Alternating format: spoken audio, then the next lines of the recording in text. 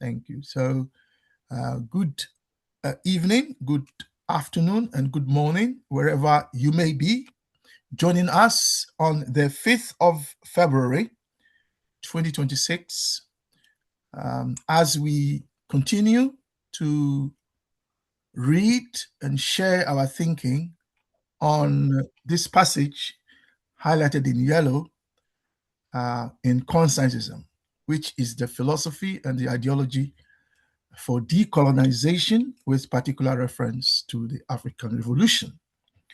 And the African Revolution itself being the struggle to, if you like, develop Africa transformationally. In other words, to create a modern, developed, industrialized Africa that meets the needs of the African people. So that is essentially the African Revolution, that we use our resources for the benefit, first and foremost, for the African people, which is not the case today. So that essentially is a Pan-African revolution, which was started as far back as we can remember, but became more prominent in the beginning of the 20th century, led by our African Caribbean brothers and sisters, and also in the Americas. Brought to the continent by Osajifo Dr. Kwame Nkrumah, and has continued since. We have gone past, I think, on the whole, the political emancipation aspect. What is left now is the economic emancipation, and that is the phase in which we are. And so, as part of that, we continue to read, and the purpose for our reading is to make the world understand that the leadership of Africa cannot transform the continent until and unless they understand the highest level of intellectual, philosophical, and ideological war or warfare, unless they are equipped in their head, in their heart, to fight that war at the highest level, and there is no struggle or fight or war higher than that, in the head. Unless they are capable or equipped to win that war, they have even already lost the war, as we can see across the continent. So thank you for joining us. Today's session is going to be chaired by our own brother, Brother Sam, who has a lot of experience in the Pan-African movement, and who also is based in terms of philosophy in the Pan-African Congress of Azania. So he'll be chairing our session today. So I am myself who is speaking. I am Brother Christian Kwame Agbodza. I am the overseer of the CSG, although I don't always chair every session. Our rules are very simple. We read and then we share our thinking. We are not interested in people's feelings. We're not interested in people's opinions, and as much as we are interested in their thinking. So however you feel, we appreciate that. But if you can transform your feeling into thinking, that is what we appreciate the most. The reason is because of the philosophical and ideological war we are waging. So we read and then we share our thinking, and then the chair then goes around. We don't raise our hands. Everyone is entitled to share their thinking. It's a safe space. Everyone should feel comfortable. Everyone is free to challenge even what we read from Osajifo himself. It's okay. You should feel free to do that. The only thing we ask is that don't dismiss or challenge things emotionally. Give us cogent philosophical reasons why you think you are right and we are wrong, and we will listen to you. We may agree or we may disagree, but whatever happens, we are still brothers and sisters. So thank you. So I'm now going to welcome everyone, and I'm going to hand over to Brother Sam to continue. The time is now 6:20. So welcome, Kansi Akiki Aikumu. Welcome, Brother Glenroy. Welcome, Seth Shaba. Welcome, Sister Ida. Welcome, Brother Coco. Welcome, Brother Sam, who is sharing today. Welcome, Sister Portia. Welcome, Sister Amma. Welcome, Brother Philip. Welcome, Brother Pigeon, who is also our co-chair. And then welcome, Brother Windhoek. All of us here are based in different parts of this planet. So me, I'm based in England. Others are based on the continent. Some are based in the US. Some are based in Canada. We have participation from all groups, all different people from different perspectives. So thank you, Brother Sam. I'm not going to hand over to you, and I believe you are ready. So you invite someone to read, and then we'll take it from there. Thank you, Brother Sam. Over to you. Thank you. Thank you, Brother Kwame, and everybody on the platform. Good evening. As Brother Kwame said, wherever you are, it's a pleasure to be with you tonight and to chair this meeting today. As Brother Kwame has already alluded, who's going to read for us the passage that is highlighted?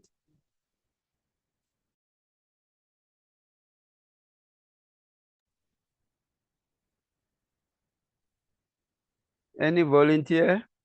I'm happy to volunteer, Chair, if nobody has volunteered. Thank you. Thank you, Brother Kwame. So here I go. But because the spirit of communalism still exists to some extent in societies with a communalist past, socialism and communism are not, in the strict sense of the word, quote unquote, revolutionary creeds. They may be described as restatements in contemporary idiom of the principles underlying communalism. On the other hand, in societies with no history of communalism, the creeds of socialism and communism are fully revolutionary. And the passage to socialism must be guided by the principles of scientific socialism. Full stop. End of reading. Thank you.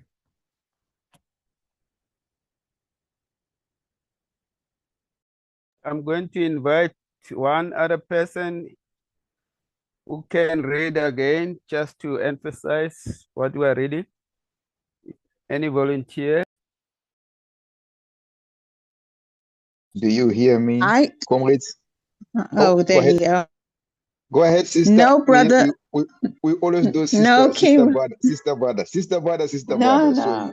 No, King, brother, you go, because I always read, and Prof has kindly said, it's about community. So I'm happy to yield. Go ahead, King, brother. Okay, Queen. Thank you very much. Yeah. But because the spirit of communalism still exists to some extent in societies with a communalist past, socialism and communism are not in the strict sense of the word revolutionary creeds.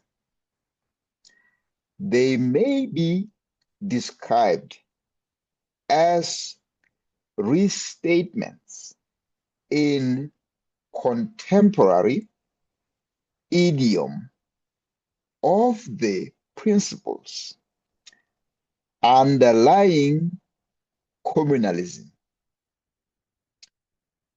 On the other hand, in societies with no history of communalism, the creeds of socialism and communism are fully revolutionary.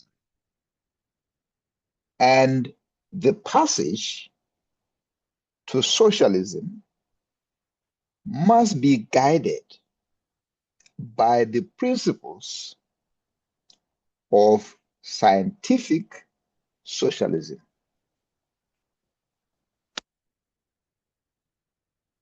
Thank you. Thank you, Brother Kwame, Brother Coco, for the reading of the passage. Is there anyone that needs any word to be explained? Are we all happy with the wording?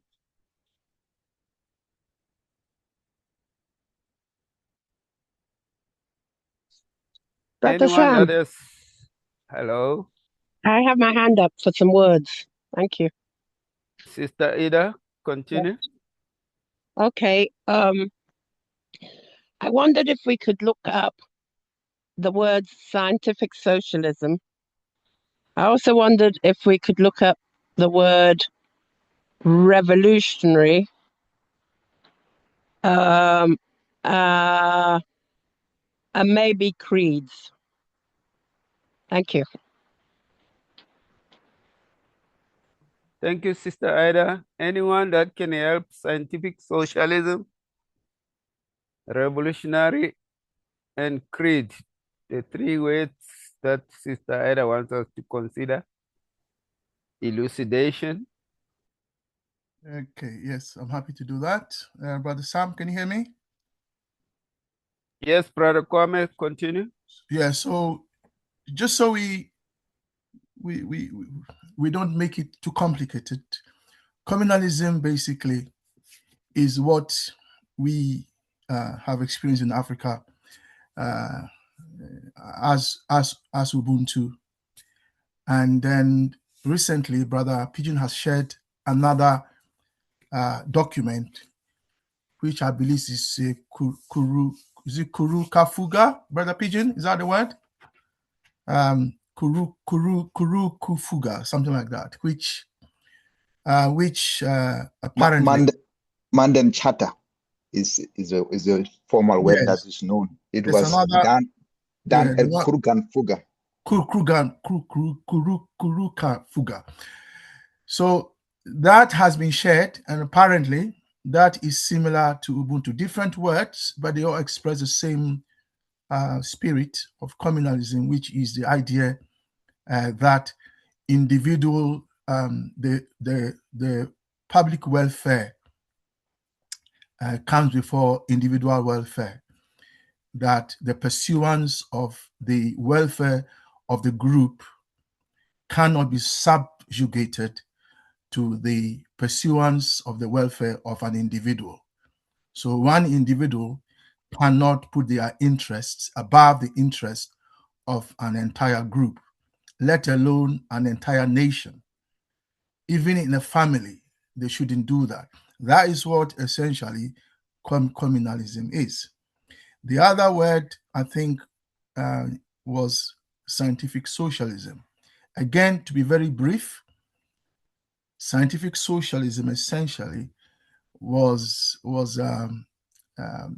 developed, as we understand it, by Karl Marx and Friedrich Engels. And they argued This is what I was asking one of our brothers last week or the week before, if they were familiar with this argument.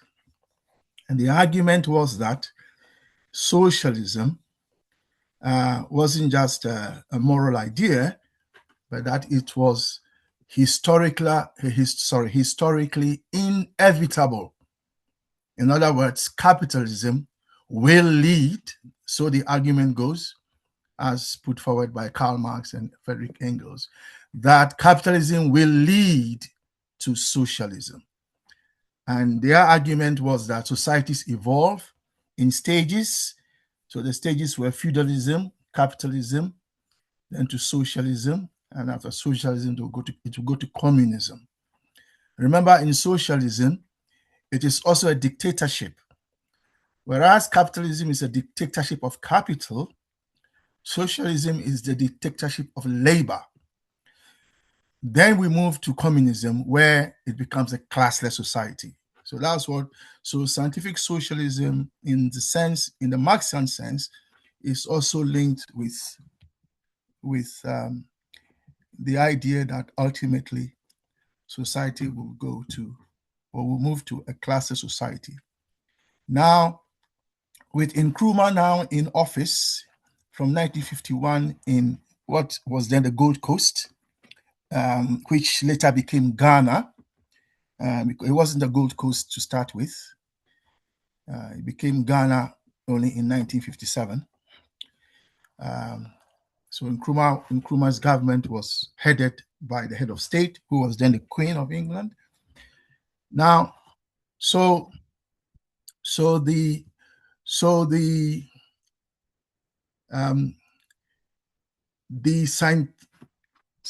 give me a moment. So, yeah. So so scientific socialism, right? So the word creed basically means a formal statement of beliefs or guiding principles. So, for example, those of us who were Catholics, if you remember, there's something called the Apostles' Creed. I believe in one God, the Father Almighty, maker of heaven and earth, and so on and so forth. That is the Apostolic Creed. And for those of you who have been baptized in the Catholic Church, like me, years ago when we were young, you remember before you can be baptized in the Catholic Church, you have to memorize and repeat this creed. So that is what it is, a formal statement of beliefs or guiding principles. That's what a creed is. And then I think the other word was revolution. Revolution has a scientific meaning. If you look at our universe, where the sun is rotating on its axis, but it's revolving around the sun. So the word revolution simply means change. Yeah, there's nothing inherently bad or evil or violent about it.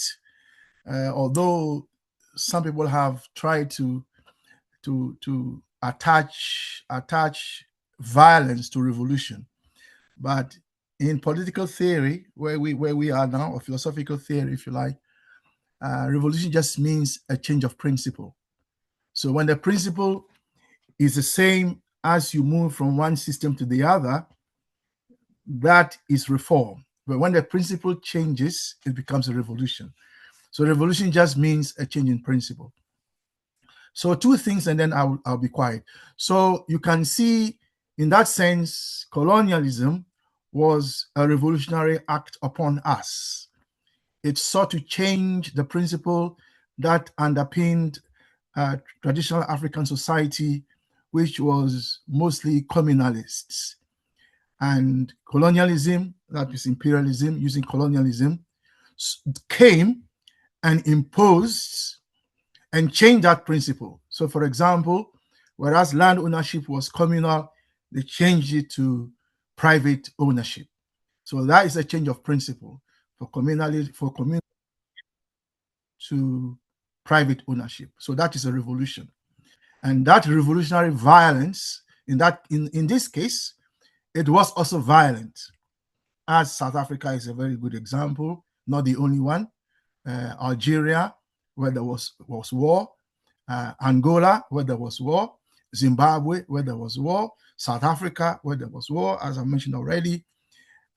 Somehow West Africa escaped these violent wars, except that, as you know, Amilcar Cabral was killed by the Portuguese. So there was a lot of violence in the imposition of this revolution. That's one thing. Then the last thing I want to say is scientific socialism. And so when Nkrumah came into office in 1951, and he ran the colonial state with the British from 51 to 57.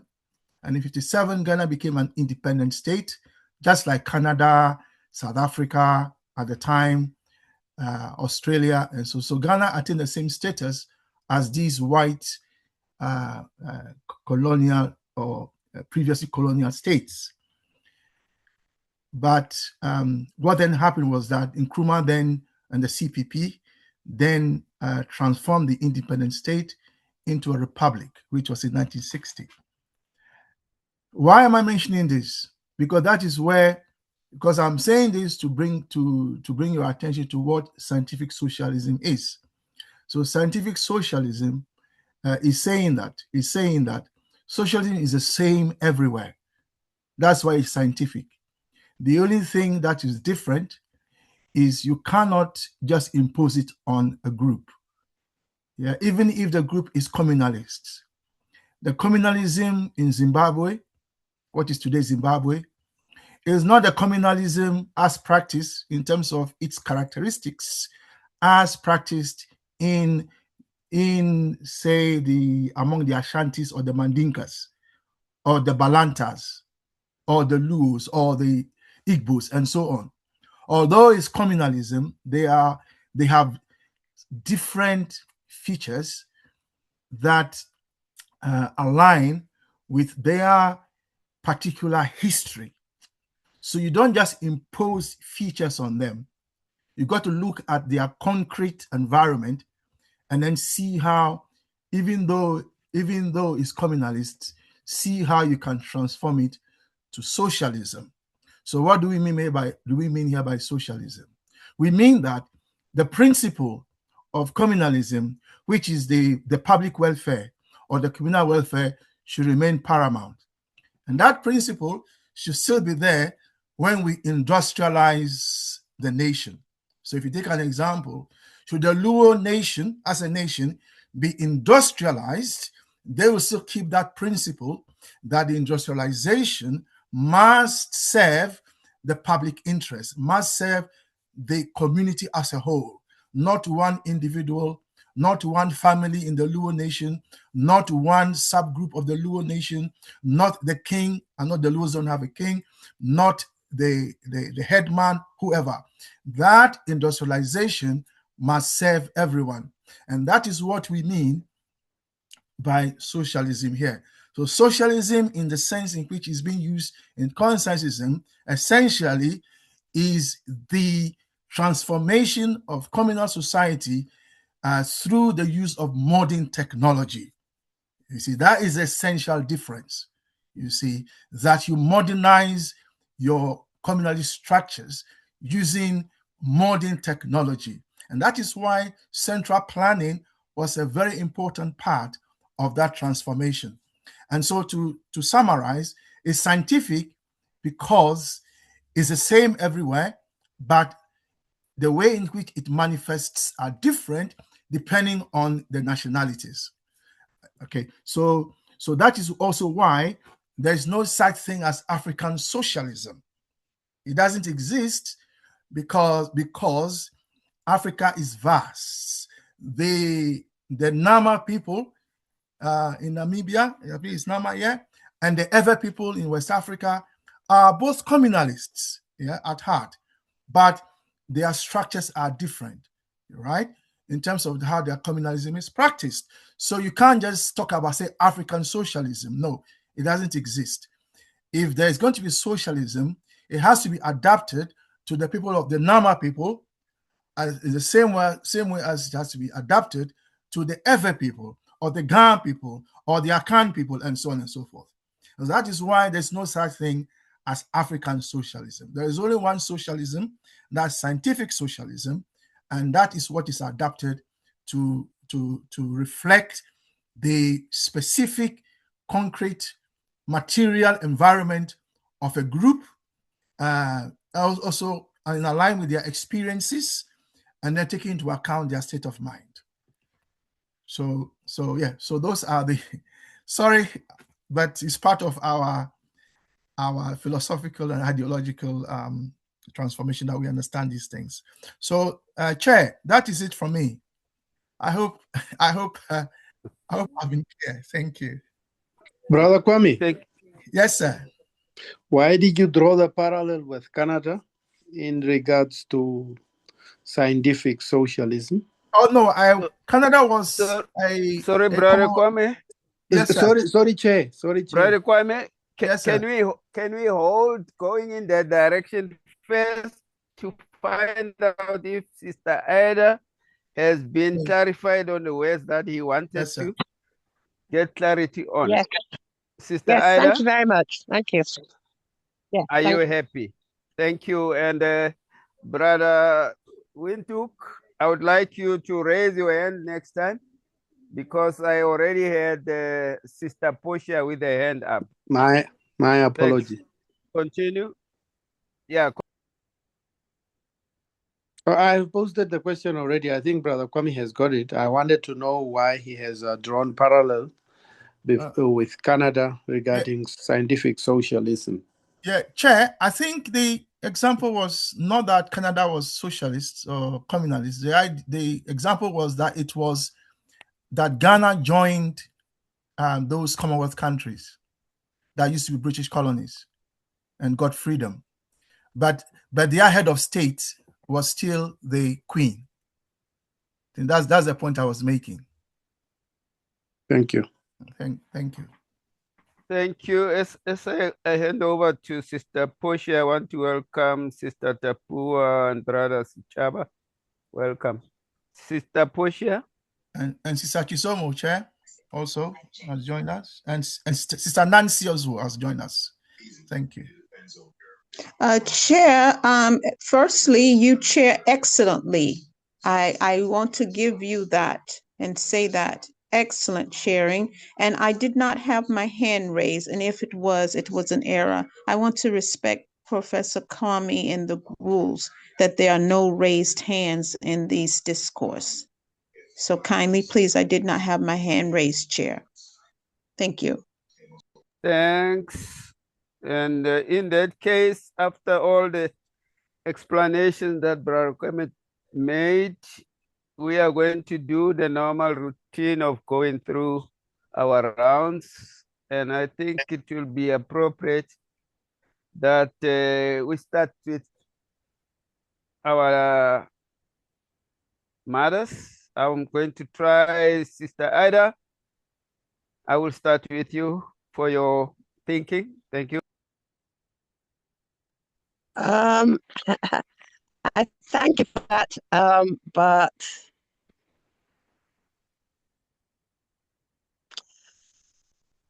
I'm not quite sure. I know this is a very short paragraph, but I'm not even really quite sure where to start with. Maybe the sentence that goes, on the other hand, in societies, where was I? With no history of communalism, the creed of socialism and communism are fully revolutionary. I'm not given the sorry, how revolutionary was explained, that it's changed. Sister Ida? Yes. Can you hear me? Yes. Can I help you there? So do you understand why? Yeah, by all means. Do you understand why they were revolutionary if they had no such history? Because Well, that is crucial. I haven't even really said anything. So do you understand why it would be revolutionary if they had no communalist history? Because there would be change. And what will change? I would go on. Brother Kwame, I was just about to go on to what you had said about revolutionary means change. Right. Okay. All right. Thank you. Please proceed. I was just trying to help. Okay. So I was going to say that if it is then if revolutionary means change, it means that yes, some have seen that change, but I think there's still a lot that haven't seen that change. In that they still continue in whatever fashion they had before a lot of countries got made independent. And that even with independence, it's not revolutionary for all people in the country, because they might have a name, they might have a flag, but they're not necessarily included in the change that came after they were made independent. I don't know that I have much more to say. I mean, it's small, but from what Brother Kwame said, there's a lot packed into it. So the bit, which is why I asked what revolutionary meant, because to some it's always there's always violence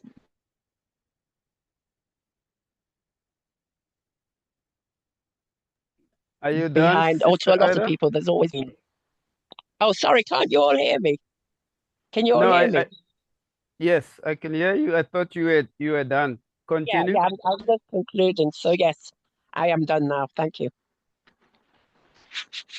Thank Thanks, you. Sister Ada. Can we get input from Brother Glenroy? Brother Glenroy, are you in a position to contribute?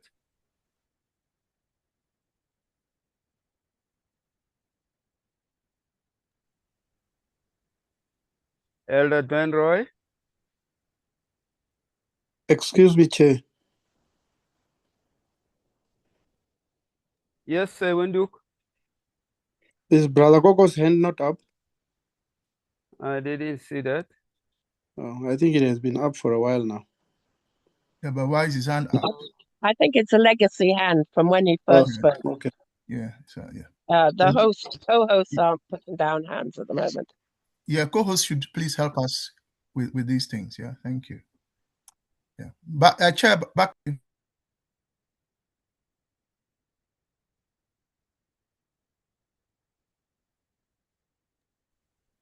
Brother Coco, did you raise your hand? I didn't see that.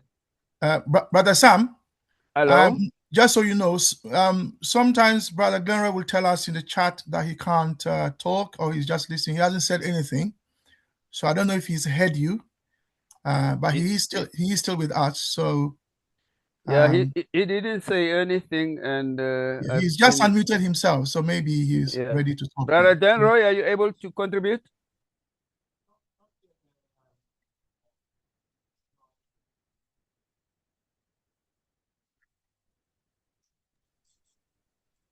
I can't hear anything from Brother Glenroy. I can see. Yeah, I was saying, can you hear me now? Yeah, I'm having problem with my system. It's cutting in and out. I'm not yet ready to contribute. I'll still just listen. Thank you.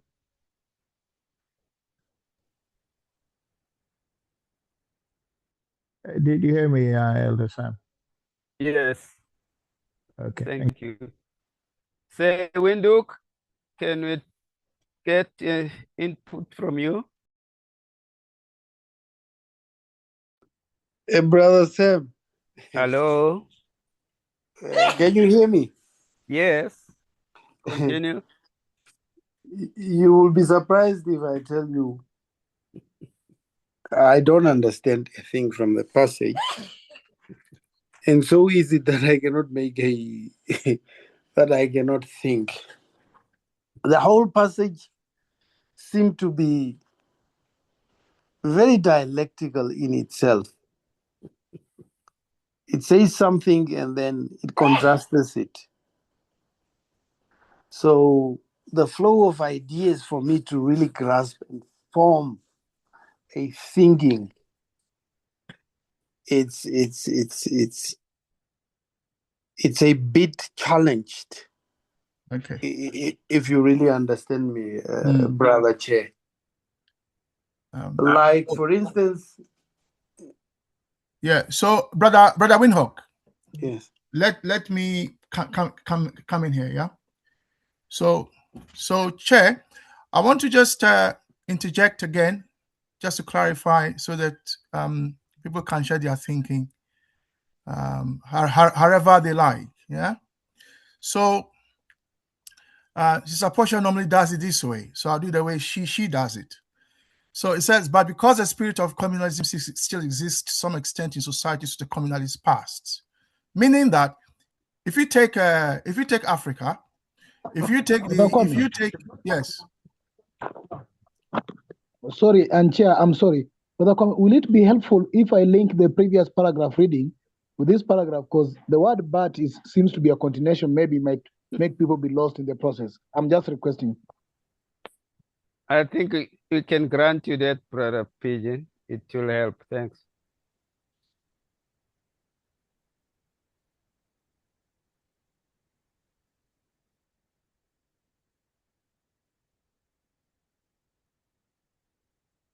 Now, Chair, on the screen is the previous reading we had. That, if you can hear me, permit me to read it so that we can link it. Maybe it can help people. That's okay, Chair? I can grant that one, Brother Pigeon. Once you have read it, then Brother Kwame can come in and elucidate where he wanted to start. Thanks. Thank you. Now, the previous paragraph says that revolution is thus an indispensable avenue to socialism, where the antecedent social political structure is animated by principles which are a negation of those of socialism as in a capitalist structure, and therefore also in a colonialist structure. For a colonialist structure is essentially ancillary to capitalism. Indeed, I distinguish between two colonialism, between a domestic one and an external one. Capitalism at home is domestic capitalism. But because the spirit of communalism still exists to some extent in society with the communalist past, socialism and communism are not in the strict sense of the word revolutionary creeds. They may be described as restatements in contemporary idiom of the principles underlying communalism. On the other hand, in society with no history of communalism, the creed of socialism and communism are fully revolutionary, and the passage to socialism must be guided by the principle of scientific socialism. Thank you, Chair.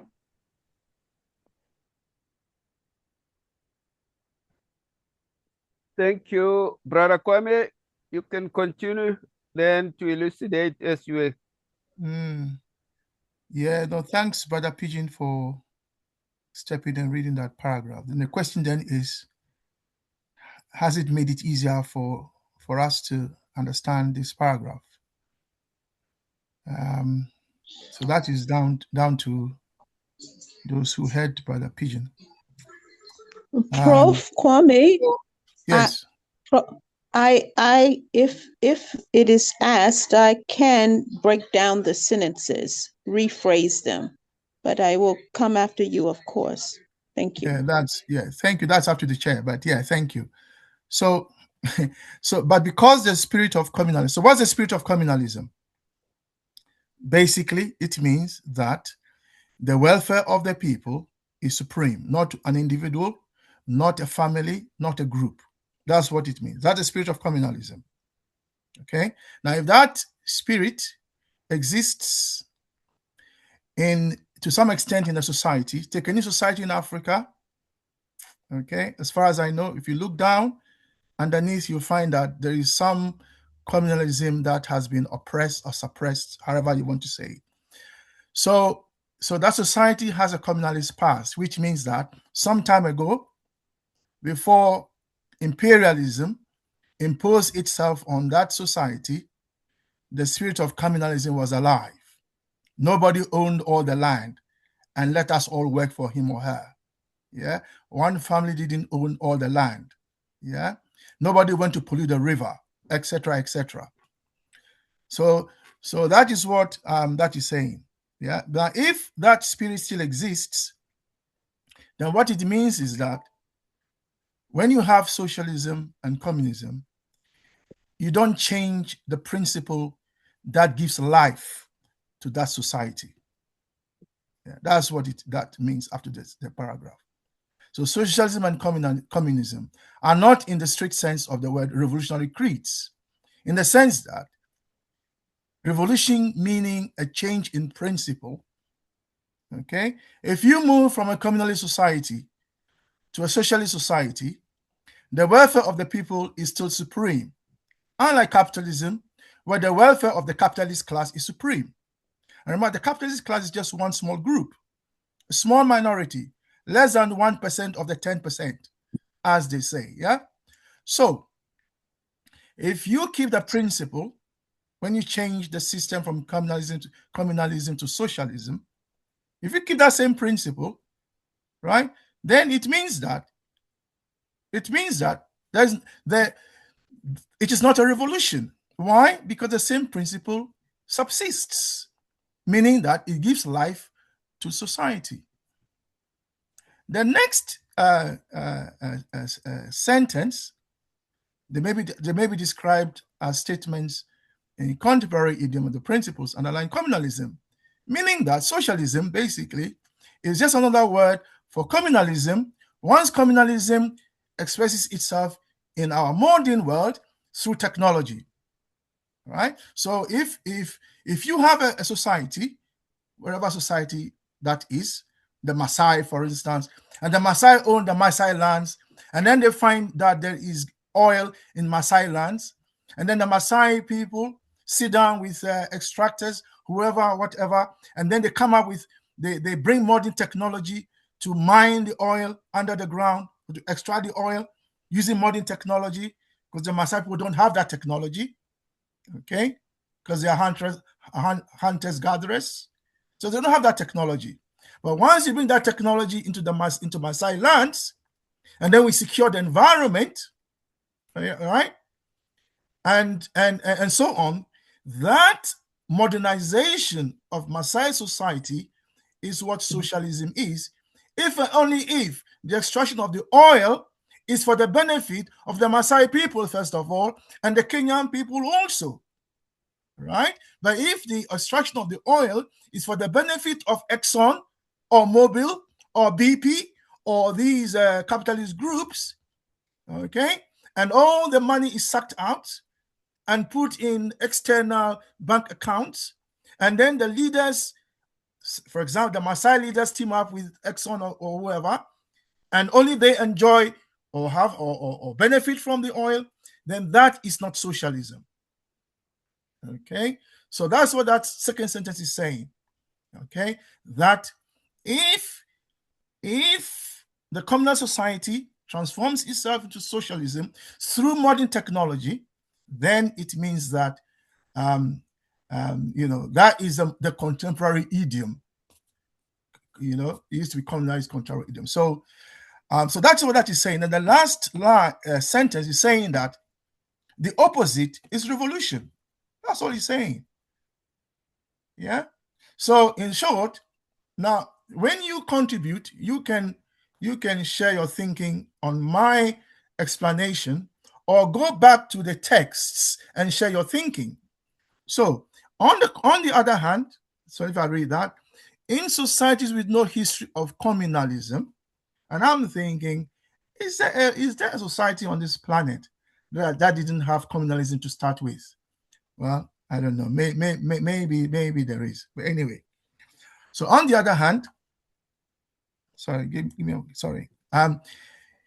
In societies with no history of communalism, the creeds of socialism and communism are fully revolutionary. Why?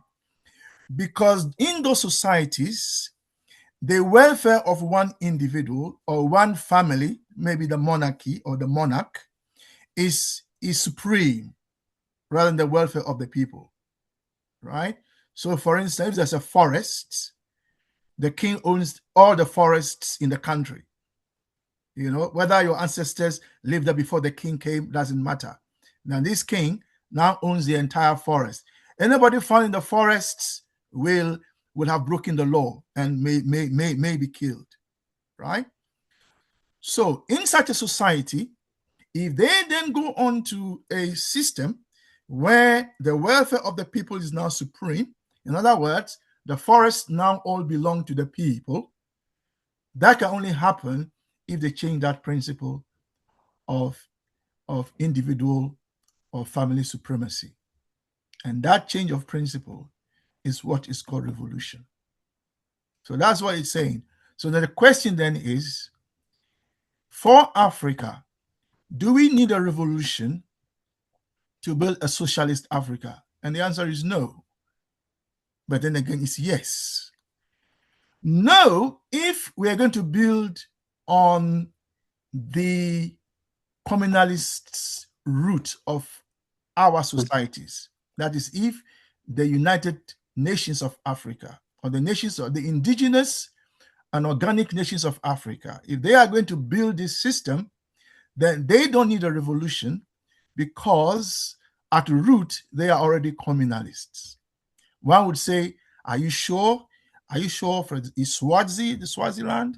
Is that a communal society where the Swazi king is oppressing the Swazi people? That is a legitimate debate we can have.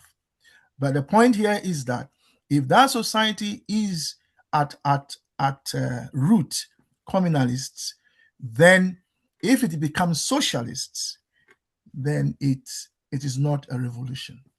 Chair, I'll pause there. That's what it's saying. Thank you.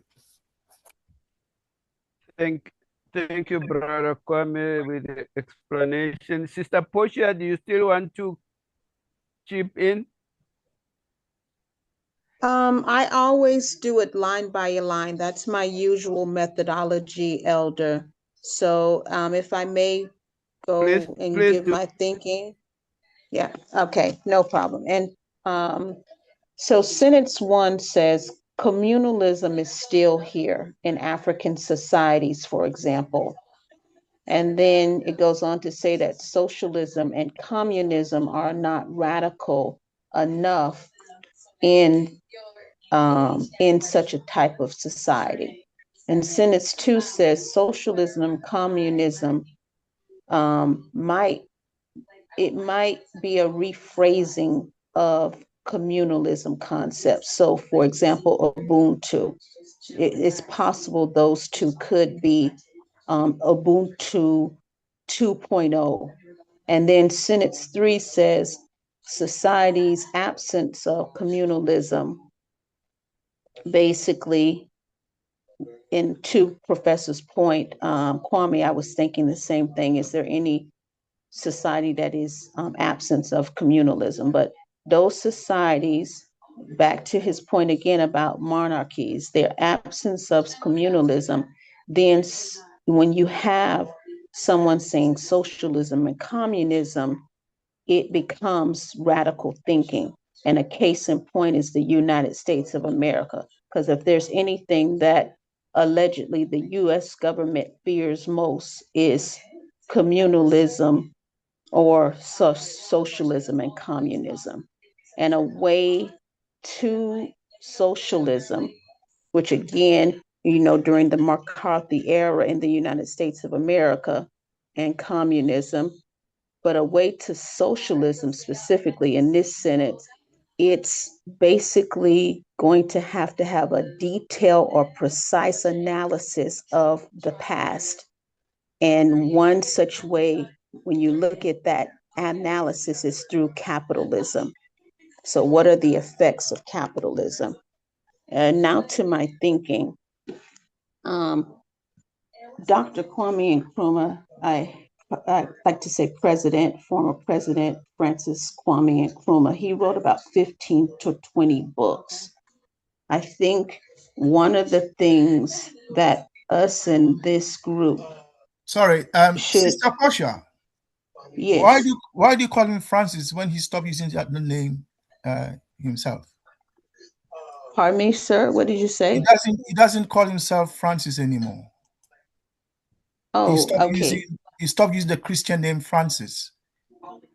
Okay. So I think we ought to respect his decision. Yeah. Oh, Thank you. Of course. I was using Francis Kwame Nkrumah because that was the name he was born with. But thank you. To your point, I will say President Kwame Nkrumah. Is that all right, Professor Kwame? Not by me, but by his own. He himself said, "Call me this." I think it's good to respect him and not change his name to what he changed it from. That's what I'm saying. Thank you. Yes, I was just asking, is it okay to say President Kwame Nkrumah? No, however you like. All I'm saying is he doesn't call himself Francis anymore. That's all I'm saying. Okay. Address him however you like. Or Sajifo, Doctor, it's up to you. However, all I'm saying is he doesn't call himself Francis anymore. Thank you. Okay. All right. So President Kwame Nkrumah, he wrote about 15, 20 books. And to the King brother who talked about struggling with this paragraph, and no disrespect to President Kwame Nkrumah, I think one of the things that this group, if so agreed by the group here, is to really know that in this time, even if the works are very valuable, which they are, explaining it plainly is a way to reach larger audiences. And this is, if you know, for example, and this is my thinking, for example, with television, that the reason why it costs so much, arguably, is because they comprehend that if you can say something in 1 second that takes 20,000 words, it's going to reach wider audiences. And then my other 2 points is about, I was looking at how when you were saying that these structures, they appear radical when there's that absence of communalism. And the easiest examples that came to mind for me is the UN, the United Nations, and the African Union, how their structure is when they are having panel discussions. I was at a conference this week, a UNESCO conference, and in that conference, you have what is usual is you have the people who come and say, this is what's going to happen, what we're going to talk about, some government official or some senior person. And then after that, they say, we're going to have a participatory panel, which arguably is not participatory because the panelists are usually people who are within the structure.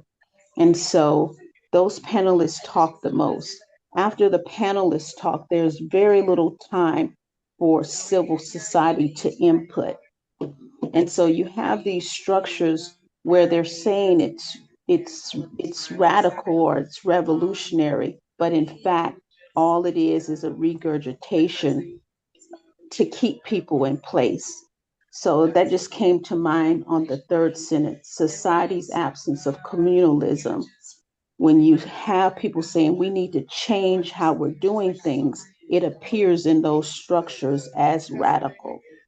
And then the other point that I had wanted to challenge is when you talk about saying that a way to socialism is with a detailed, precise way of the past, I pondered, well, the past can be created.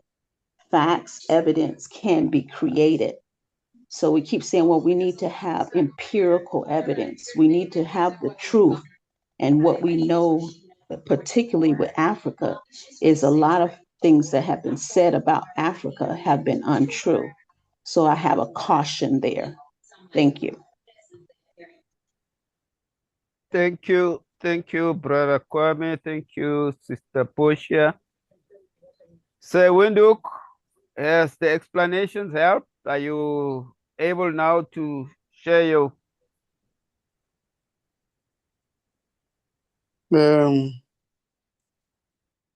Sorry, my brother. You can pass. Okay. Brother Pigeon, I see your hand is up. Thank you. Can you hear me, Brother Sam? Yes, I can hear you. Continue. No.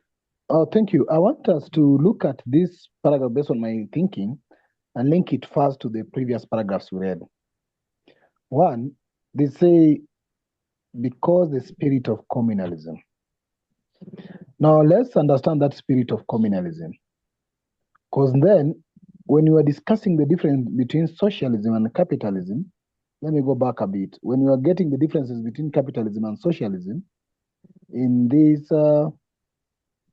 paragraph, let me check it. Now, the paragraph before this one, I'm here. Whereas capitalism, if you can hear, you can see the paragraph starting, whereas capitalism is the development by refinement from slavery. Now, the key thing we needed to understand here is that when capitalism's principle was exploitation, we can take this principle as the spirit of capitalism, exploitation. They say that socialism stands for the negation of that very principle, which means socialism do not stand for exploitation. Then we look at all this when it came to socialism, we say that socialism then has characteristics that are common to communalism, which means the characteristics or the parent, as we learned, the parent of socialism is communalism. And therefore, the spirit of communalism is the spirit underpinning socialism, which basically is that spirit of not exploitation, but either the spirit of working together. And that takes me to what I can easily call communalism. Because communalism, to what I know or what I think is, it's a way of organizing society where people live and work together in a community, coming from the word community. So we live as a community. We don't exploit. We don't live as individuals. That is also part of the capitalism. Now, when you live as a community, it means we are sharing resources and responsibilities. Now, that is the spirit of communalism. Now, basically what Nkrumah is saying here, to my thinking, because when you even look at socialism, it's still focusing on the same fundamentals, focusing on sharing of wealth and resources more equally among the people. So we don't think of somebody grabbing the whole of it. Then when we talk of communism, is that element of no class. So everybody is equal. There's no classism in a society. But the key issue here is Nkrumah is saying, to societies that practice communalism, to those societies that lived as a community, the society lived as one people sharing resources. That society taking up socialism do not require any revolution, because then socialism principles and spirit is rooted in communalism. So we Africans, or some of the African societies that lived as a community, it may not be hard for us to share resources in a socialism format. It's like going back to what we were practicing before the colonialism or the contact to the West. Remember when they came in their so-called exploration and those things, they found us living as a community. So we doing what we used to do is not a revolution. It's like you are reinstating what we used to do. We are reinstating whatever was part of us, you see. But to societies that were never practicing, and let me give an example, for example. Now you imagine a village where everyone shares their tools, whether it is the gardening tools, and they help each other with farming. So when people are doing farming, you go to this farm, you farm together, you move to the next farm, like how they used to do in my community. You see? If that village then later adapts socialist ideas, for example, now common sharing of things, that's natural to us. It won't appear like something so strange. Nobody will realize that it's a big change we're making. No, we're just going back to share what we used to share. Because we must realize that there's a disruption here of colonialism that is coming, and the enslavement period that is coming to distract what we used to do. So this distraction has caused a bit of changes in how we relate to behave as a people. And that's why today, as much as we are capitalist, some of us in some nations, in some countries, we pursue more individual interest than the community interest. If somebody was to tell you today, no, let's go back and build schools as we were building as a community, let's go back and do farming as we're doing as a community, it won't be something so new to you. You're just getting back to what you used to do. But you imagine, that's what it says, you imagine countries or communities that never practice sharing of things, never practice communality or living as a community, never practice this spirit of either keeping ships together, harvesting and putting in one store so that people distribute food, farming in rotation with each family. Imagine telling those people to do that. Because this society is a society that has been used to individualism, the capitalist society, for example, whereby when I have my own richness, I disappear. You see? When I have my own richness, I forget about everybody else. So if that society is now being told, no, we share the common goods we get for all of us, to them, that is totally new thing. But to us, going back to community farming, community gardening, community parenting, it's not revolution to us. It is not. It's just taking what is in us. But to a capitalist society, telling them that no, from today we are doing communal parenting, we're building school together, we're educating our kids together. It's like, no, that is not what you're used to. This is a new order. And therefore to them it will appear revolution because you're changing the fundamental principles that underpin that society, which is individualism and exploitation, to something different, to either egalitarianism and communal sharing. There's no exploitation, there's no classism. So to them, you are revolutionizing their system. And if you look at the revolution, as we learned in the previous class, it says that, you see when this part saying that this consideration throws great light to the bearing of revolution and reform on socialism. And that paragraph ends by saying reform is a tactic of self-preservation. So in society that did not practice what we are saying, to them is a revolution because they're changing the fundamental ingredient of their society. But to society that practice this communalism, going back to that or coming to socialism, which is like a modern way of communalism, is something normal to us. So this is what I'm getting the passage is saying. And basically, I'll just summarize by saying that this text is actually trying to explain the ideas of that socialism, that communalism, and they say that it can feel different actually, based on the society. Society that's never practiced it is totally new thing. It's a revolution to them. To society that practices it is like resettlement to them. Sorry about that, PJ. I'm not cutting you. Chair, a lot of people haven't spoken. Just bear that in mind. Thank you. Thank you, Brother PJ. Round up. No, I'll stop there. Chair. And can I check? Can I also just say that I have brother, I think so what's the brother's name again? Yeah, brother Seth Shaba has requested a copy of CSG book. I've sent that to him. It's in the chat, everyone. If you don't have a copy, it's in the chat. And I've also emailed it to your email address, Secretary, just so you know. Thank you. Thank you, Chair. Thank you, Brother Kwame, and thanks for your interjection. Members, we need to be mindful of time so that we share the platform with as many as possible of us. Can I ask Sister Tapua and welcome Excuse you? me, excuse me, Chair. Hello. I have a concern, and I know we're a community, and when someone has a concern, and it's relevant to the time. I know that Prof. Kwame, you as an elder are allotted time to speak. You're the only one. But in these past sessions, what's happening is when you're explaining, it's exceeding the time and other participants have less time to speak. Yeah, so thank you, Sister Portia. I'll bear that in mind when I'm doing the explanation. Thank you. Back to you, Chair. Thank you. Thank you for the inputs, Sister Portia and Brother Kwame. Sister Tapua, are you ready to share your thoughts on Yes. this? Yes, thank you. I hope I'm audible this time. Am I? Loud and clear. Loud and clear. Great. Oh, it was frustrating last time. I'll go straight to my thinking.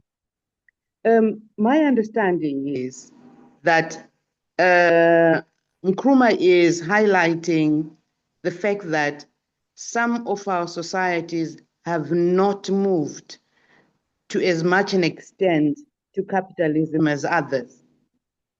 And for me, that has become a concern which has confused us in terms of us strategizing how we're going to move forward. And I've seen this loophole exploited by political parties in this part of Africa. Because when they stand up on platforms, they purport to be communalists, but only communalists to people who belong to their political parties, and they share within that community, excluding people who do not necessarily hold the same creed as them. But in practice, what people are experiencing on the ground is that it's just rhetoric, that what is being proposed is not revolutionary. It sounds African, but when we come to practicing, it's pure capitalism. I'll give the land issue, the Zimbabwe land issue. It's such a confused situation because when Robert Mugabe got back the land from the white people, he then, instead of giving the land to the Zimbabwean masses, the land was given to individuals who now hold title to the land, excluding others. But when they're standing up on political platforms, they say, we got back the land. When in actual fact, we just replaced one white capitalist by a local capitalist. And for me, that's not getting back the land to the people. And it's not sharing, and it's not communalism. And what we find is when it comes to them wanting the vote, that's when they stand up and say, oh, we got back the land. And then unfortunately, people around us and other people, the diaspora population, do not quite get this, that we did not get back the land for the people. We got back the land to give it to local capitalists who are now exploiting the people and abusing the people. That's my take. And I think when we're moving forward, what we need to do is find a way of highlighting this fact that we've got local capitalists and we have international capitalists. How do we deal with the capitalists, our capitalist brothers and sisters? some of them who are coming to invest in Africa because they've been asked to come and invest in Africa, but the spirit with which they're coming is the capitalist spirit and not the spirit to share. I'll stop there for now. Thank you. Thank you, Sister Tapua, and thanks for the example of Zimbabwe that you have shared with us. Brother Philip, you'll be next if you are ready.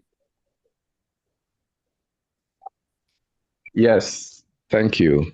Please continue. Can you hear me? Yes, Hello, continue. can Thanks. you hear me? Yes, I can hear you. Yes. Okay, so from what has been said so far, communism and socialism is closer to communalism than capitalism. And therefore, for societies that are capitalist, communalism would be revolutionary for them. I just want to raise a point about some of these definitions and theoretical explanations vis-a-vis the practical ones. For example, communism may sound very nice on paper, but the way that it was practiced by Chairman Mao was very uncommunistic. We read that many people died in the Great Leap Forward and so on and so forth. And so when we are employing some of these terminologies from the West, I think that we would want to be mindful in the context in which and the way, inhumane way in which they practice some of these so-called ideals. It's very disturbing if you watch, see some of the linkages, or you see how Jerry John Rawlings began in the end and compare it to Chairman Mao's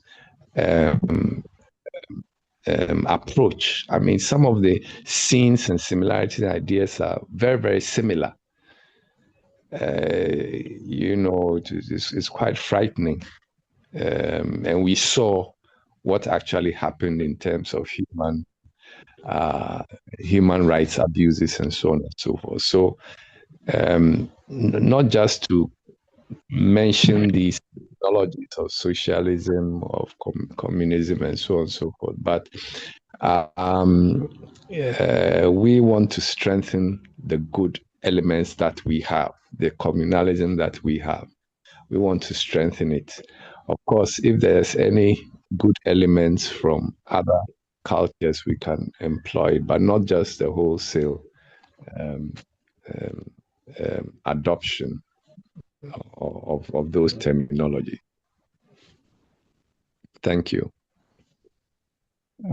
Yeah, Chair, can I clarify something? So, Philip. Yes, thanks. Yes. Philip, I hope you heard us say that is scientific socialism. Remember, Sister Ida asked the question. Sister Ida asked for that explanation, and I went at length to explain. And Sister Portia has drawn my attention that some of my explanations are too long, which I have taken on board.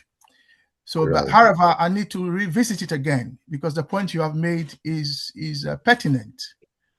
Scientific socialism doesn't say you must impose somebody else's socialism on another society. So it respects what you've just said, which is that the socialism must respect that society's norms, values, and so on. So I want that to be clear. Number two, just so you know, historically, China under Mao was not a communist state in the strict Marxist sense. It was a revolutionary socialist state that was claiming to build toward communism.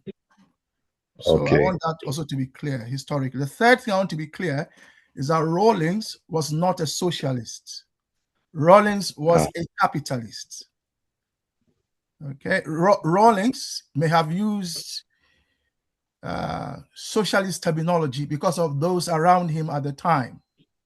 But as you know, he put guns in the mouths of some of our socialist brothers and sisters, some of who had to flee through Togo to England.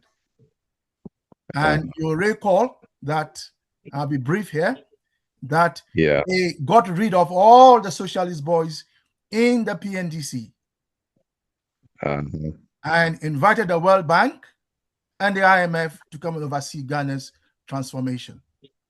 So I want that to be clear. So Rawlings' example actually is an example of the evil of capitalism, pretending to be our friend.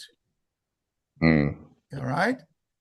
Yeah. So I just want that to be clear for the historical record. Yeah. Okay. Thank you.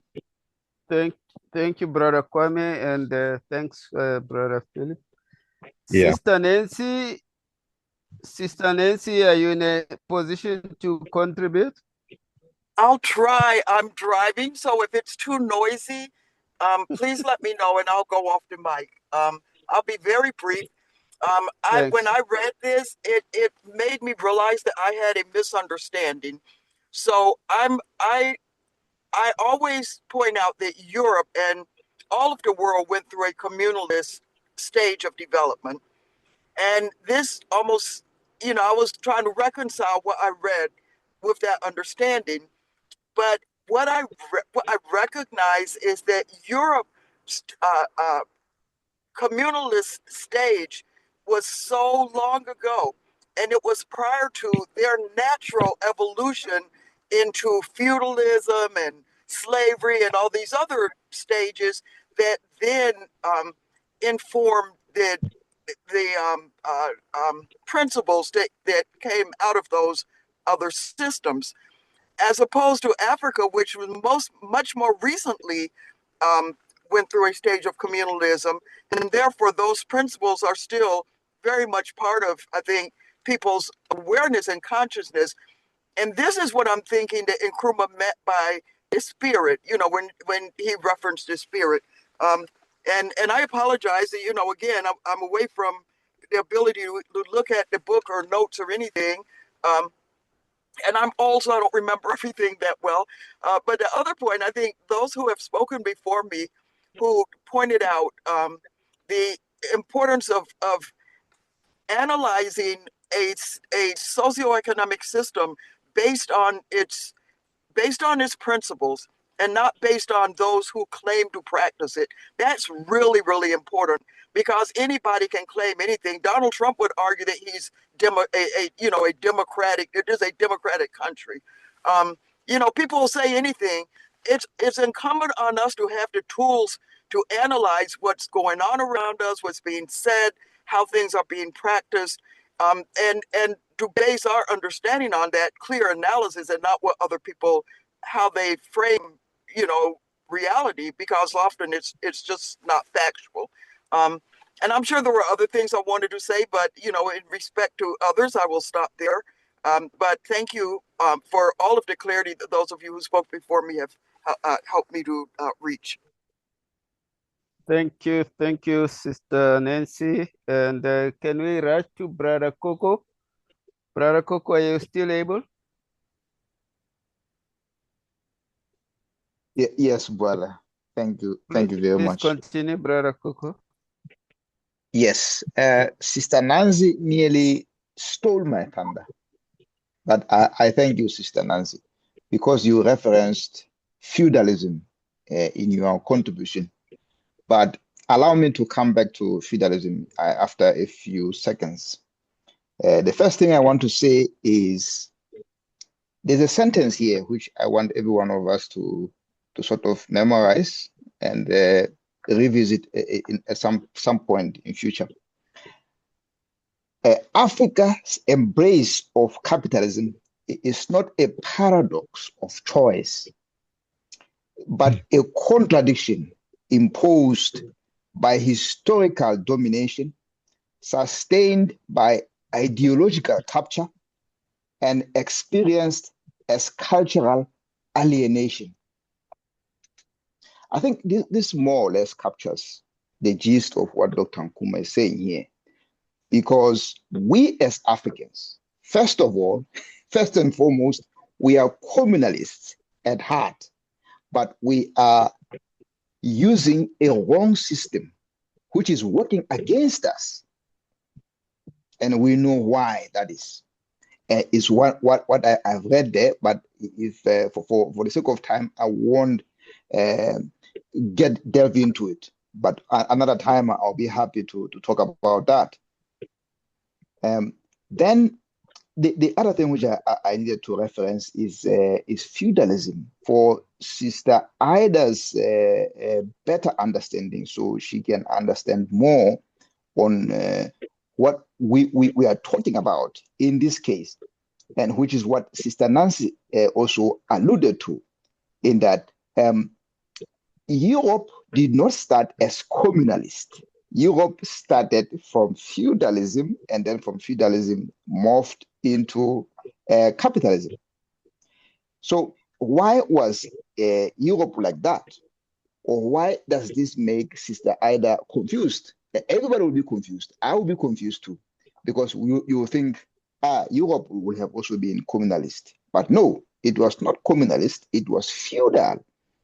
The king was there who claimed ultimate ownership of the land, and then there were the lords who controlled larger estates, and then there were vassals of these lords who served the lords for the land use. And then there were serfs and peasants who worked the land, but they never owned it. They never owned it. And once I've just described those, you think of the African experience, you realize that it's different. In Africa, the land belongs to the living, the dead, and the unborn. Everyone in Africa is entitled to the land, and the use is shared, and ownership is social. Okay, but in feudal Europe, it is different. The land flows downward from power. It's from power, and I like what Brother Kwame said, that sometimes the forest, the king will own the forest, because there is still that law here in this country. The deers, those animals which are called deer, they belong to the king. You cannot shoot a deer in this country. So I mean England. In England, which was different from where we come from in Africa. All of those, they belong to the people. They belong to the people. And the people, the king or the chiefs, they serve the people. But here is different. It's the other way around. The European society is hierarchical in nature and is built on fixed estates. There is nobility at the top, and then there's a clergy which sort of controls what the nobility wants, and then there's peasantry. So in that case, you can realize why socialism will be a threat to such a system, because it's going to give the peasantry power, which they don't have.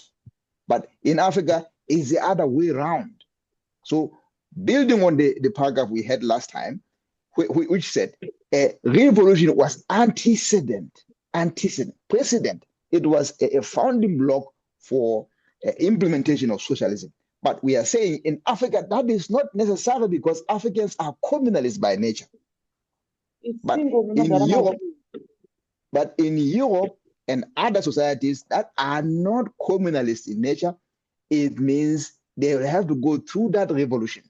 Hence why scientific socialism through Marx is required. Allow me to stop there for the others. I thank you very much, my brothers and sisters.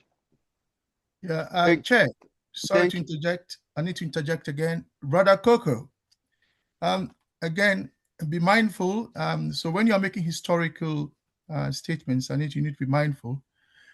I think Sister Nancy's intervention or contribution before you came in was pertinent, because I think Sister Nancy echoed the point I also made earlier, that if all societies on this planet started from Africa, in other words, it's out of Africa that everybody moved out to wherever they are now, things have evolved, can we really say that there is a society on this planet that did not start as communalist. That's the question I asked. And so Nancy was saying that it made her to rethink some of the things she was thinking. But the reason I mentioned this, Brother Coco, is because look again at European history. Remember, Europe doesn't really exist. What we call Europe is a continental construct. Europe is part of Asia, yeah, continentally. That is just a construct. But the reason I'm mentioning this is that when you say that Europe did not have a communalist past, bear in mind that feudalism also developed in European history. They didn't have feudalism under the Holy Roman Empire. Yeah, right? That wasn't what was there. Okay, pre-Roman Europe was tribal and kinship-based societies. One would say just like Africa. Yeah, the Roman Empire evolved and its centralized administration, law, taxation, professional armies. Then the Roman Empire collapsed. And with that political breakdown, that is when feudalism developed. Thank you. I just want to throw that in as a historical fact so that, and the reason I'm doing this, sorry if sometimes I come across as talking a lot, but people listen to us. People come and they listen to us. So we must ourselves be correcting ourselves, if that makes sense. Yeah, thank you. Back to you, Chair. Thank you. Thank you, Brother Kwame. I think we've got lost time now. Sister Chisomo, are you ready to contribute? Sister Chisomo? Hello. No, I'll pass on this one. Thank you. Then, if Sister Chisomo is not ready, Brother Kwame, I think Brother Sichava said he's not able to contribute. And Right. Brother Denroy said he's not ready to contribute. So it's left ourselves, myself, yours. Yeah, Sister Amma also says she can't talk. So, okay, let me share so you can share your thinking. And our Brother Pigeon will share for us, Chair, and then you and I share our thinking. Can I just have a question before you goes? Can you pause? Yeah, pause. Hold on, Brother Kuku. Brother Pigeon? Brother Pigeon? Yes, Brother Kwame, I'm here. Please share for us so that Brother Sam and I can share our thinking. And please, Brother Kuku wants to chip in something. Thank you. Okay, thank you very much. Let's start by Brother Koko. Brother Koko. First of all, I accept your interjection, Brother Kwame. So to correct what my submission was, is that it's not that Europe did never have communalist past, but it moved from feudalism to capitalism. I hope that's clear. But you have to recognize the role that was played by the Roman legacy, the Roman legal legacy in forming the feudalist past that is Europe. And it's very important because it emphasized a lot on private property, contracts, and the individual legal personhood. So Europe absorbed most of that Roman Empire statehood and is still continuing. And is another story for another day. But we usually make a hypothesis that it's just a Roman Empire that we are living under even now. Thank you. Thank you. I know, Brother Kwame, you'll come in on your time as you're about to share your thinking. Let me get to Elder Sam. Elder Sam, thank you for sharing for us. Please share your thinking. Thank you, Brother Pigeon. Members on the platform, I think mine is going to be very brief, having listened to everybody and their input. My only emphasis on this matter is the element of revolution. And my emphasis is for starters, no colonial power, no capitalist power just relinquish its own power and hand it over on a platter, silver platter to the oppressed and exploited. So there will always be a revolution to take over that a power from the capitalists and the owners of the means of production. So, and the practice of what we have seen from the revolutions that Africa went through in doing away with colonialism, all what we have seen is that there was to a greater extent, reform to what was taking place. And it took all sort of guises. You know, that's where we felt we have made a revolution. But in essence, we just replace the foreign colonial master with a local servant of that master. And that is the situation that we faced ourselves. And therefore, revolution will always, as Kwame said, be the path to do away with capitalism and then to usher in socialism. Thanks.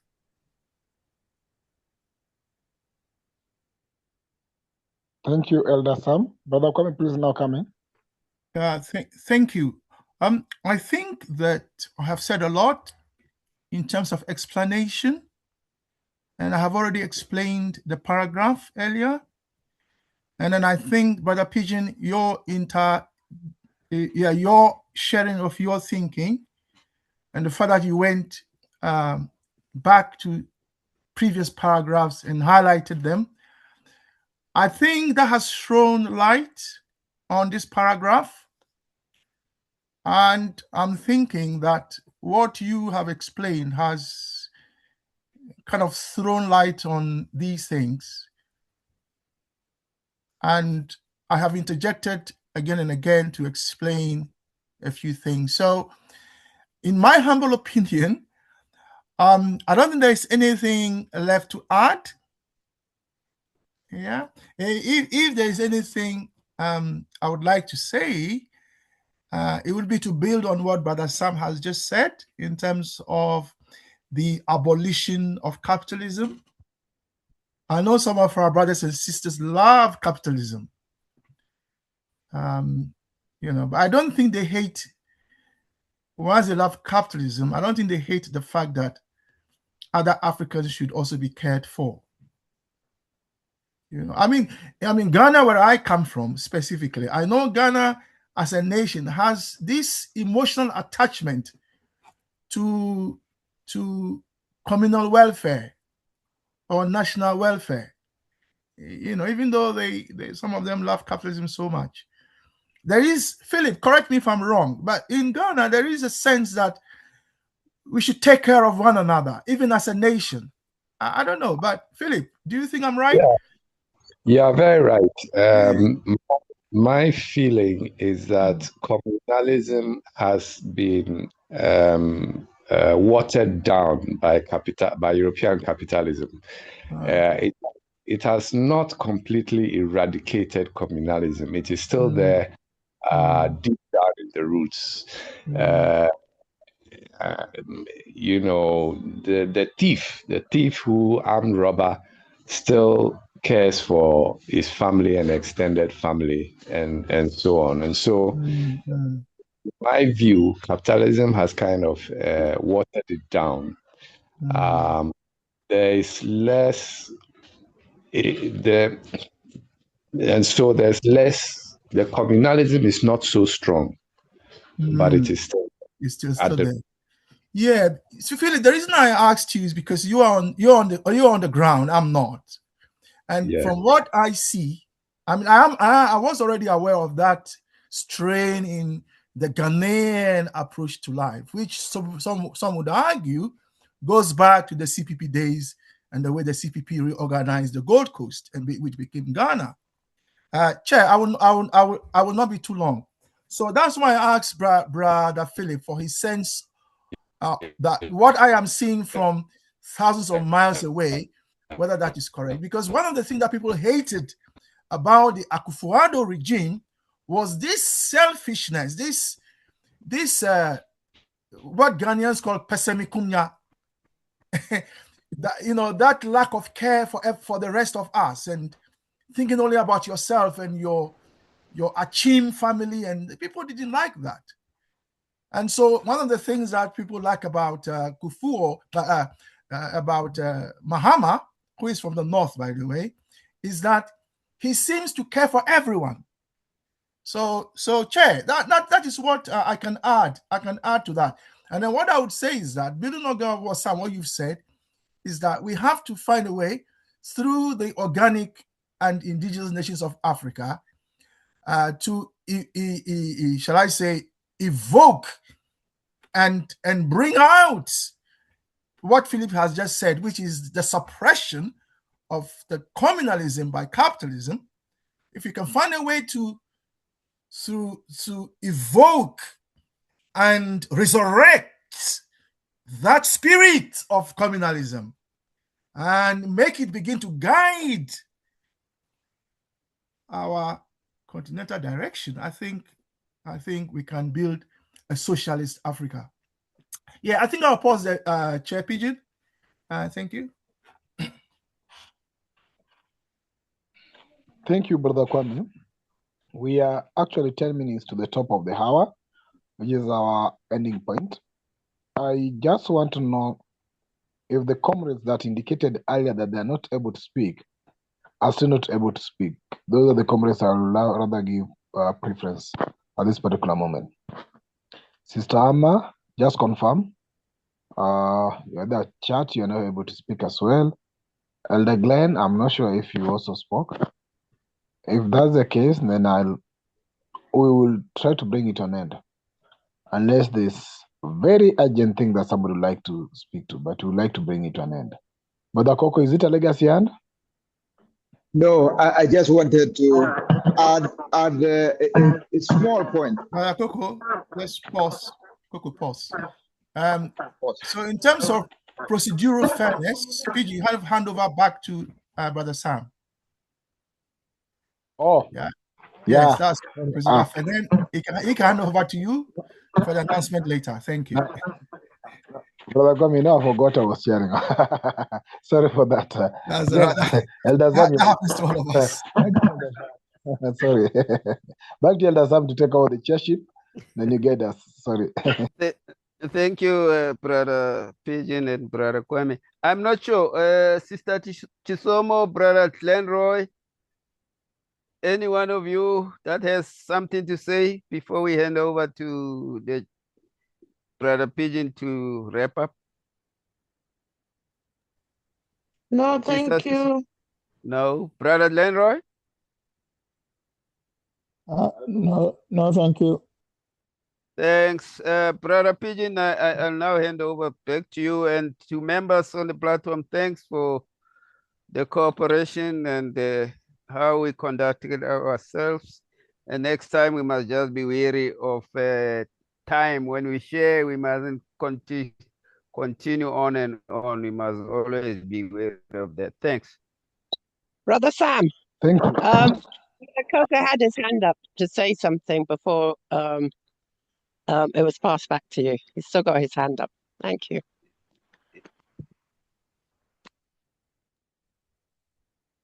Sister Ada, is that you with a hand? No, Brother Coco. Brother Coco. Brother Coco. Mm-hmm. He said no.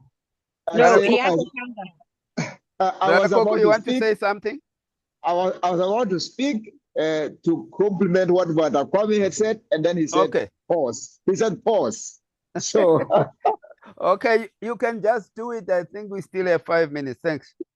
Okay. All I was saying was, I'm glad for the perspective which Brother Kwame put, because that is exactly what is happening here.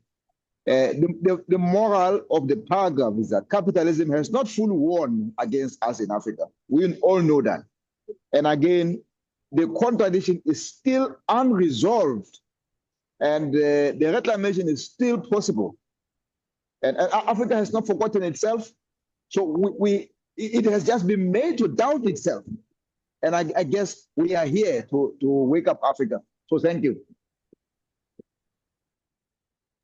Thanks, Brother Pigeon. You can take over. Thanks. Yeah, thank you, Elder Sam. This paragraph was very specific. In fact, I decided to only highlight it alone. Remember, sometimes we do highlight two paragraphs, but I thought it was a very specific paragraph. And Brother Kwame, I think something that I feel we have not fully exploited, and maybe in the next reading, I don't know if it will come again, because this is the first time we are coming across the word scientific socialism.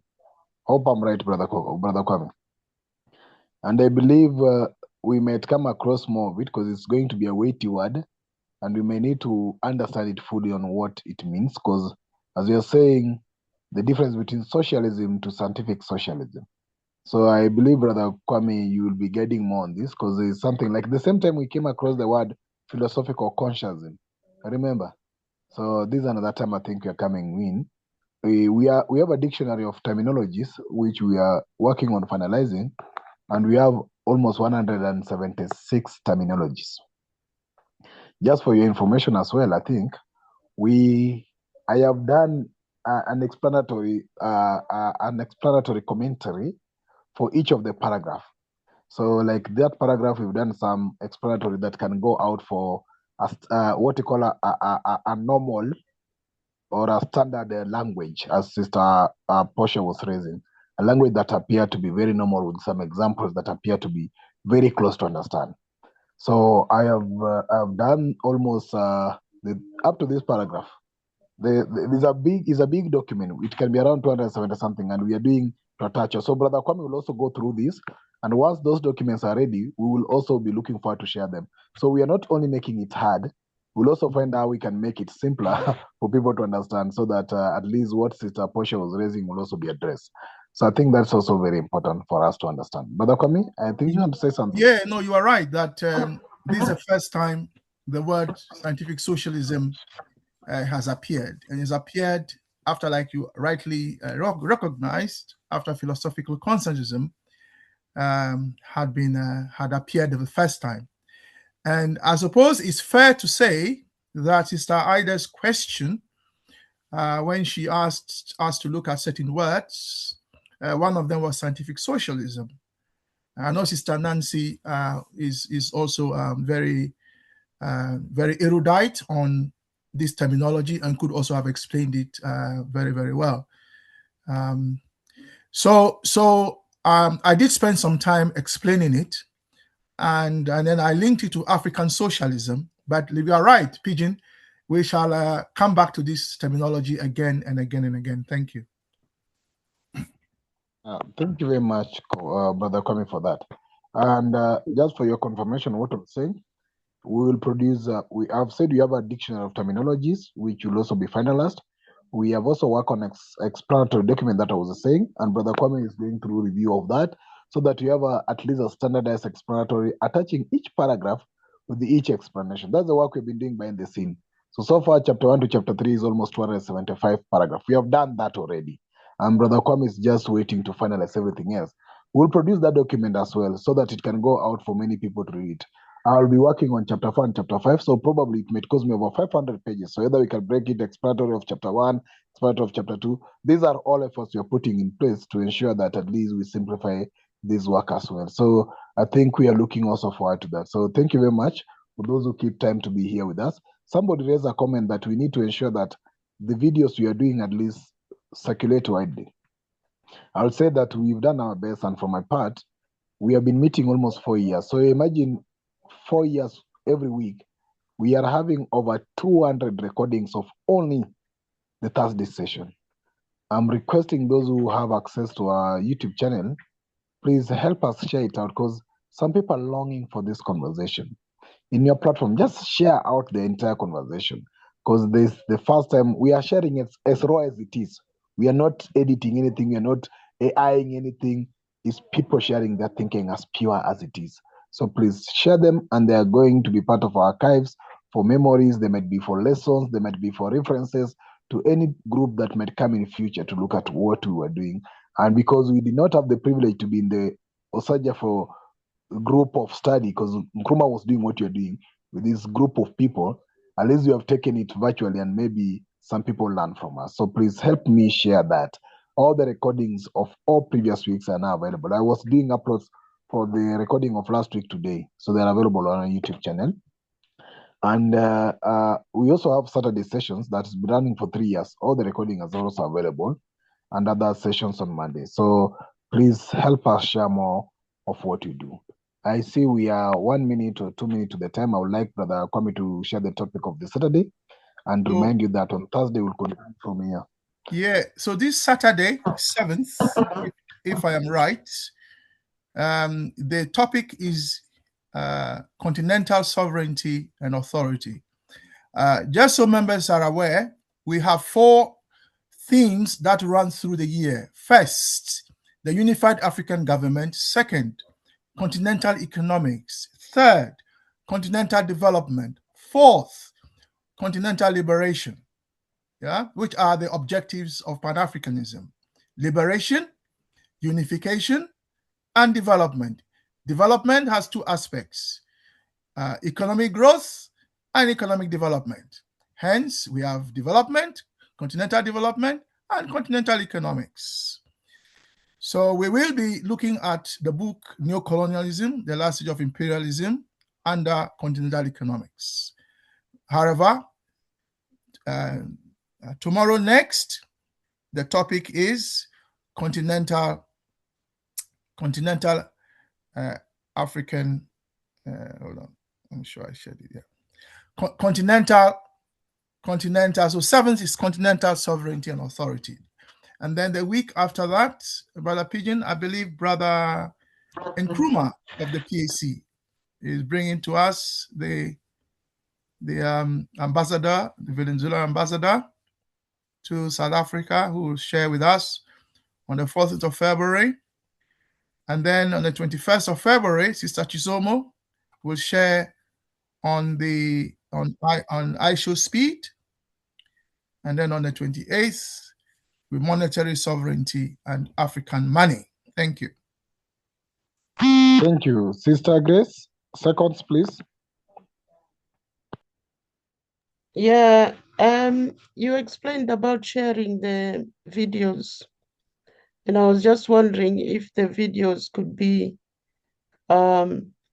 shared in the groups, being the only videos that are longer than allowed, that are more than 15 minutes. If they're shared in the group, then people who are not attending, for whatever reason, can watch them and share them, and we can share them elsewhere. Thank you. Thank you.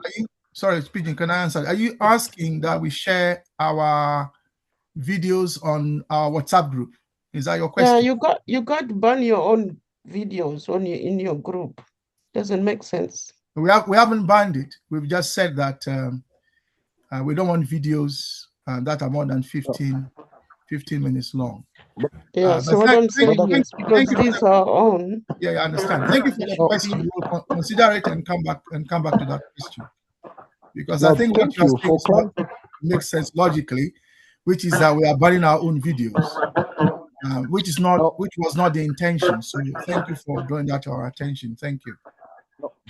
For clarity purposes, sharing a YouTube channel of an interview or conversation is allowed, irrespective of the length of the YouTube video, as long as it's a YouTube channel link. Sharing a video that is directly downloadable to your device, like opening and all the MBs go to your phone directly, that's where we do the restriction. But sharing a link for somebody to go watch a video somewhere, we don't restrict the length of that discussion. But sharing a video that you open immediately and all those downloads go to your phone immediately, that's what we are very conscious so that it doesn't consume space for people or consume data directly. But a link to a conversation somewhere, a link to an interview somewhere, which is relevant to our conversation, is always allowed, irrespective of the limit. But you cannot upload a 70 MB, a 500 MB document directly as a video to our channel, just to save space and be conscious of what it consumes in terms of money for internet. I think that clarity need to be there. Yes, but you see, the argument is that people can only, in the last what Mr. Chizoma has said, unless people have preset their phones, you see, what happens is when you send a video, it automatically downloads onto people's phone, unless they've changed the settings. So I think you need to advise that does not apply. To go back to our sorry. That does not apply to a link of a video shared. A yes, video yes, and a link. Yes, I understand that. And I'm saying what Mr. Chizomo is alluding to